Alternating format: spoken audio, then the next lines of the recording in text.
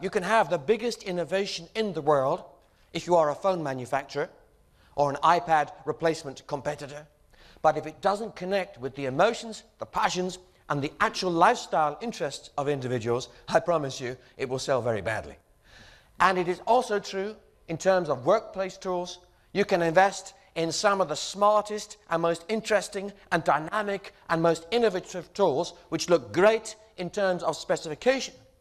But unless they capture the passion and the interests in terms of being usable, in terms of the delight and surprise and discovery that you get when you start to explore these tools, then they will be history. So I will be looking at this recurring theme as we go through, looking through the eyes not only of your customers, but also of our own teams, trying to understand how these emotions are changing in relation to technology. And I want to look at 5 key areas. They all begin with the word C: convergence, connections, clouds, crowds, and controls. Now, we all write about issues relating to convergence, food manufacturers becoming banks and so on. Most usually, we write about convergence of technology, the mobile phone that becomes a camera, the camera that becomes a filing system, and so on. But I want to go way beyond that. I want to say this: I don't believe that innovation alone is enough to succeed. Let me give you some examples. We can imagine the way in which technology may go. We can consider all kinds of giant steps that people may take in terms of making things smaller, faster, better. But look at this, just coming back to this fridge. Here is what was considered to be an innovation. But put up your hands if you would like to own one of these. Put up your hands if you would like to surf the internet on the wall of a fridge as your son is opening to get the milk. I mean, this is innovation, but it's stupid innovation. Here's another example. I mustn't be too rude, but here's another one. A surfboard on which you can surf the internet at the same time. Now, I know you're laughing, but someone may have lost his job over this particular product because it was a real product in prototype, but has not gone very far. Why? Because it failed to engage passion. It may have been quite useful for some people on the beach. After all, if you go on a beach holiday, you discover people with their BlackBerries. Why not put the BlackBerry functionality in a surfboard? Great. It's logical. But there was zero market. Emotion is more important than we think. Here is another example. Now, we all have these in our homes, and we also, in theory, can buy these too. These cost €1.50. So my question is, who likes these and who has one of these? Can we see a show of hands now? Put your hands up if actually you quite like having more than one remote in your living room. Oh, come on, you don't need to feel embarrassed. Okay. Put up your hands if you own one of these and you believe in it passionately. The rest of you are much too embarrassed to say anything. What we understand is that technology tells us, convergence tells us, that this device, which should sell very well at €1.50, why not? But human emotion tells us that we are in love with pieces of plastic. So we have to get this right. We have to get into the psychology of the individual worker if we're going to get a long way in terms of sharing information. We have to enable them not only to do it, but to want to do it, and to want to engage with what other teams are doing. And if we go beyond convergence, then we're also looking in terms of convergence skill sets. We're talking about unusual lifestyles, unusual journeys of life. So we see an engineer become a banker, and after becoming a banker, works for a smartphone company. Why? Because actually the smartphone company is trying to become a bank and also is into engineering. We are seeing all kinds of curious combinations, and if we want to look at the future of employment, I promise you this: we will see not only individuals who are choosing because life is too short to have more than one career, but we will see employers who are passionate about employing people who have had 3 or 4 lives. Why? Because those kinds of blends of converged lifetime experiences are vital at senior management level to drive the future. And then, of course, as I say, we go into other areas such as banks becoming phones, phones becoming banks. Just one small thought on this one. Imagine a world where we started to tap maybe 10, 15 or 20% or even 100% of just the UK card market. Think about it, $1 trillion per year of transactions. A credit card debt of $85 billion, average credit card interest rate 18%, bank rate 0.5. This is an interesting business. Imagine we could capture all of this using smart devices, which of course we can. The technology already exists. Imagine a world where telco costs are falling towards zero. The cost of bandwidth, the cost of the piece of plastic becomes less and less expensive. At what point will it be that we find we can give away the phone for free, the smartphone for free, just so long as you take out the cards from your pocket and cut them in two? We could imagine a world where maybe you keep one card for a maximum of $1,000, which you're allowed per month on one card, but all the rest of your transactions are using a smartphone. And if they are, then whoever it is that's behind that kind of technology consortium would have enough funds in the bank to be able to fund your video calls, your email, maybe your satellite information system, the entertainment that you want at home, unlimited bandwidth, and anything else that you would like to devour by way of the digital future in terms of your personal needs. So bye-bye mobile phone companies and welcome to banks. Can we imagine a world? Could you imagine a world? Could you imagine a world where telco costs have fallen low enough to be able to justify giving away smartphones, as I say, with all of that technology, funded simply from the transactions that you capture? Put your hands up if you could imagine such a world at some time in the future. You see, most debate about the future, I find with journalists, is not a debate actually about what is going to happen, which is usually much more obvious than some people think, as your writing shows. The debate is often about timing, and of course timing is everything in terms of business success. And that is why we have to share information, and that means connections at a level that we've never had before. And I'm not just talking about mobile technology. We heard about these extraordinary figures, the fact that maybe 40% of all searches on the internet will be done using smartphones in Europe, maybe in the next 18 months. We don't know, but this is the direction in which we're going. But what happens when you push the technology further? What happens when you start stitching chips into brains? Can it be done? Yes, of course. It's history. Some of you have written about it. We know that brain tissue grows quite well onto the surface of chips under the right circumstances. And we are seeing this technology in medicine. I am a physician in my first training. It interests me that we have the future possibility to control sophisticated technology by thinking alone. But the question is this: put your hands up if you would like a chip inside your head with which to communicate. Oh, one or two. And we'll be interested to read your writings about it in tomorrow's papers. It will certainly make a headline, because most of the readers of your papers, most of the people who watch your TV and radio broadcasts think it's a fascinating innovation, but they are emotionally worried about it. Once again, we see that the future is not about innovation alone.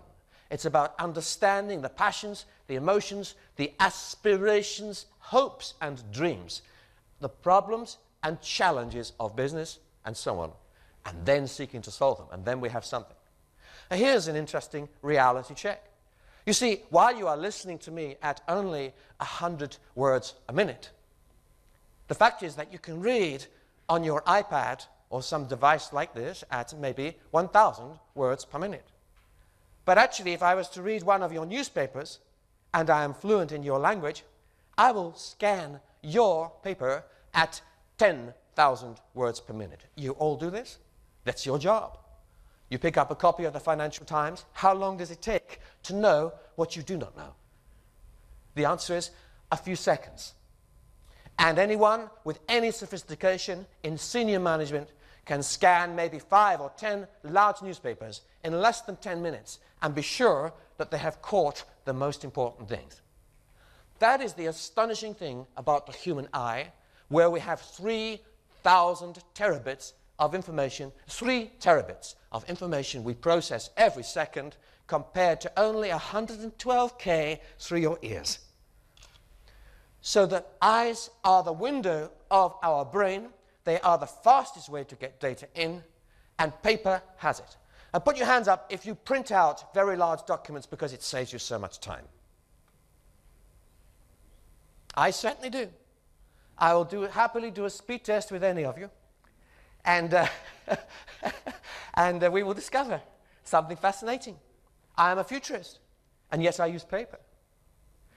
Paper has a future, not eternally, but paper has been slow to leave our offices despite the digital revolution. In fact, if we look at the use of paper, paper-printed emails, in most multinationals, their paper costs are going up every single year. Fascinating, because while they read on paper and scribble at the next meeting, the paper is then shredded and recycled, and then we have the problem of digital storage. Not the storage of the paper, but actually the filing of the genius which was printed out, which was read and shredded, but we need to be able to locate anywhere, anytime, on any device, at any moment, and to be shared with anyone with whom it is relevant within our business. So, new kinds of connections, and we are going to see many of these. And another connection in financial services is detection of fraud. Friends of mine, and you may have similar friends, are working on unusual ways to detect unusual patterns. The ability to spot that here is an employee who has phoned Singapore 4 times in the last 3 days, but never in the previous 2 years. What is more, this employee has never before phoned anyone long distance during office hours. At the same time, this particular employee has sent out of the organization to cloud emails like Gmail accounts over 5 times the normal number of large documents that that person would send out in a week, and they went out yesterday. Enough. These 2 facts are enough to put sophisticated semantic, self-learning systems into a red alert. And they start hunting for other things. They start hunting through diaries to look at who is meeting with who, and when, and how, and unusual patterns there. And now we have a real security alert. And someone's going to get a little visit tomorrow morning to give an explanation for what it is that they're doing in Singapore. Does this matter? Yes, it does. It's another dimension of managing data, of knowing what we know. And of course, a lot of this is moving to the cloud. The cloud where our employees ran a long time ago. Put your hands up if you keep your own personal email in the cloud. Put your hands up if you have looked at cloud-based YouTube videos in the last week. Put your hands up if you have generated YouTube content within the last month or 2 of your own. Okay, it's already 5% of the people here. And so I could go on. So we are living in the cloud in our personal lives. Our children have been living in the cloud forever. But as corporations, we worry about the cloud, even though research shows that the cloud offers us some of the biggest IT potential savings that companies have seen in the last 5 years. And if you look at how corporate IT directors in Europe are thinking at the moment, around 85%, it depends on the survey. I've aggregated several surveys here, but it's around 85% are now beginning to allow wireless access. That was the start.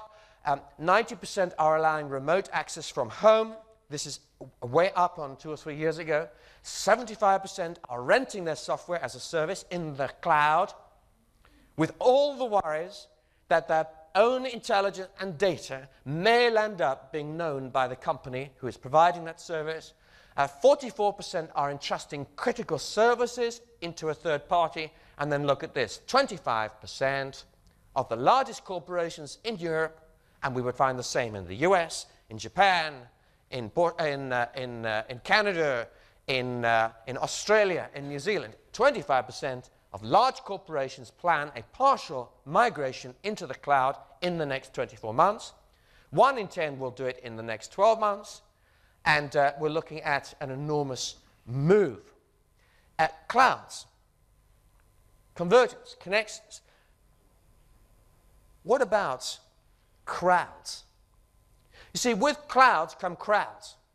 And crowds are one of the fastest growing ways to innovate that we've seen in the last 5 to 10 years. This is harnessing the Wikipedia world to solve complex problems. And I'm seeing this in 3 areas, but there are many that you may be aware of yourself, and this is the TripAdvisor phenomenon. It's where the crowd rules. And by the way, people trust crowds. If you were to see these 2 comments here on TripAdvisor, if you typed in the name of a hotel, and the first was the most beautiful hotel in the world, this is the first listing on Google, and the second listing on Google is the most terrible place, rats, dirty, noisy, landed up nearly dead. On the right, you have the paid advertisement from the hotel chain. The big question is, which would you go to first? Now, put your hands up if you go first for the beautiful hotel. 1%. 2%, sorry, thank you. Put your hands up if you definitely go for the rats. 422%. Put your hands up if you know that the truth comes from the official marketing department and you go straight to the advertisement. 1. Now, before you laugh too hard, sorry, what is your name? You know, Elena. What is fascinating, Elena, is I went to a digital conference recently. Almost all conferences vote the same way that you do, except just one, because they knew the truth. What's the truth? Let's look again. Who actually wrote this particular wonderful hotel in the world? Well, it was the nephew of the hotel owner, of course. So, who wrote the one about the rats? The competitor. Now, you knew that. I mean, you knew that. You are intelligent, rational human beings like me. I knew that. You knew that. But every time you go for the rats. What is interesting is this. The future is not necessarily about logic. Again, we see it's about emotion. We see something like this. We're sure it's not a true story, but at least we want to read it. So we understand, therefore, that for most people in this room, we have greater trust in the opinion of a stranger, someone we have never met, who has no qualifications in the validation of hotel safety or standards.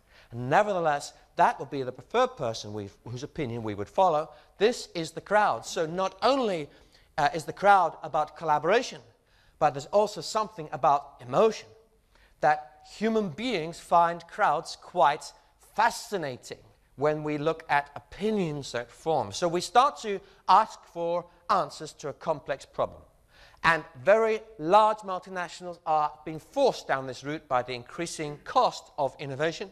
And we're seeing open innovation or crowdsourcing, in particular when we're looking at solving green challenges. We heard earlier about the commitment of RICO to environmental friendliness, and you find these kinds of solutions in the crowd.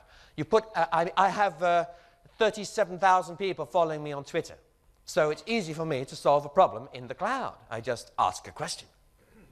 And within seconds, I have the answer. It comes in, bang, bang, bang, bang, bang. What does it cost me? Nothing. I could be running a research department. It's fascinating how many people will give their intellectual capacity for nothing. And it's even more fascinating how many of them will give it when they are part of a community where perhaps they're paid a retainer, maybe 300 people, 500 of the world's best academics, all working for the same multinational company, available at the speed of light to contribute to a complex problem that must be solved. And it's not just issues relating to global warming and how we might use technology, but it's issues relating to genetics and healthcare, patterns of disease, tracking viral pandemics, and issues related to financial services. We can see it in all kinds of places.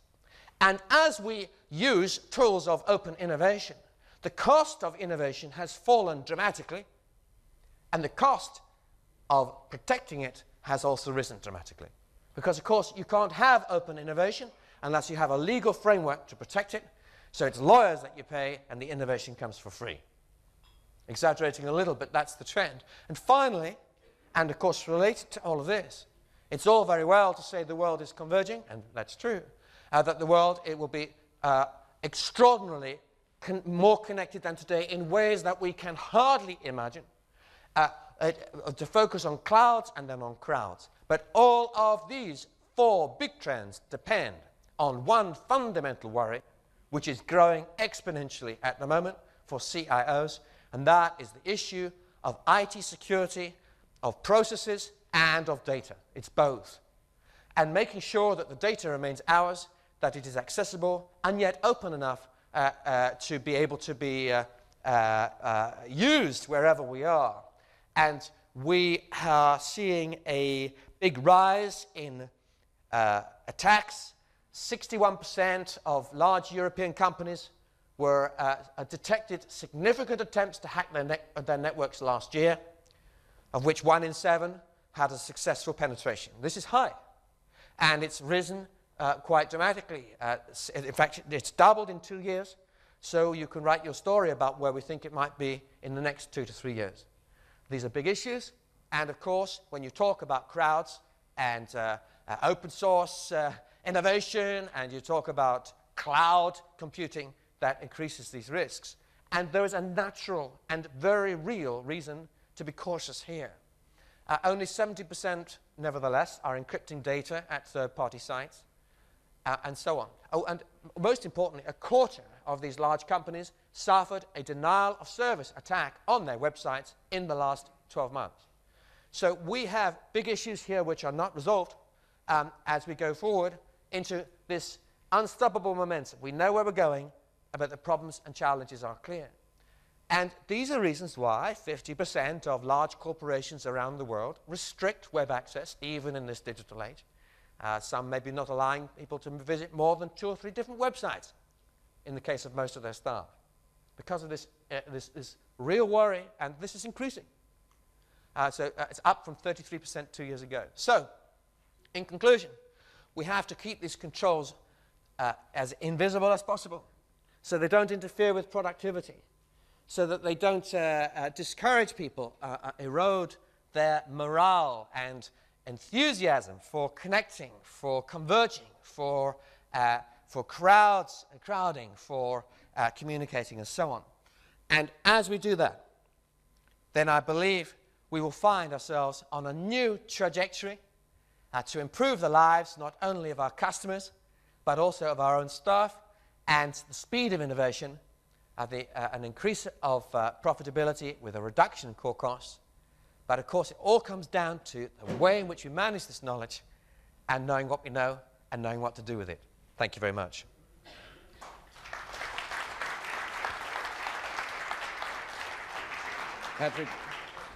Patrick, thank you very much. That was very inspiring. I do, however, before you, I know you have to run away and you have you won't join us for lunch, unfortunately. I do have just one quick question for you, especially with Enrico. We're great believers now in teamwork. And listening to your speech, you're kind of indicating that innovation will sit in the cloud these days, and you can nearly go out just to the cloud and innovate. Where, if you look at Rico's real, our core business still is manufacturing. That's in our DNA. How much what's the balance between keep that within your business and how much that you put out in the cloud? How do you view this? I think that the traditional disciplines of engineering, of mechanical processes, of, let's say, crafting a new type of silicon chip and things like that will remain fundamentally within the infrastructure of existing corporations like Rico. Where we are seeing the rapid growth is in terms of generating the wild thought. It's the breakthrough, using the example of chips, it's a new method of overcoming the heating problems inside a chip. An ingenious piece of mathematics which allows a chip to wind down its power settings in at twice the speed than it would normally. It's a combination of ideas across many disciplines that probably don't exist to that degree inside the traditional innovation structure. So it's not to replace the innovation teams. I've exaggerated deliberately to make the point, but to highlight a trend. And it's interesting that you see this most of all, not in big manufacturing companies, actually. You see it, of course, in software development. You see it in health. You see it in financial services, where actually, strangely enough, it's the idea often more than the product itself which has the greatest power to transform the bottom line. Okay. Thank you very much, and there's no doubt about it, if you see the whole transition that we're going through from into product to services, that collaboration is such a key word. So, once again, thank you very much, Patrick. Very, very inspiring. Thank you for joining us, and Pleasure to be here. have a good day to you. Thank you very much. Thank you very much.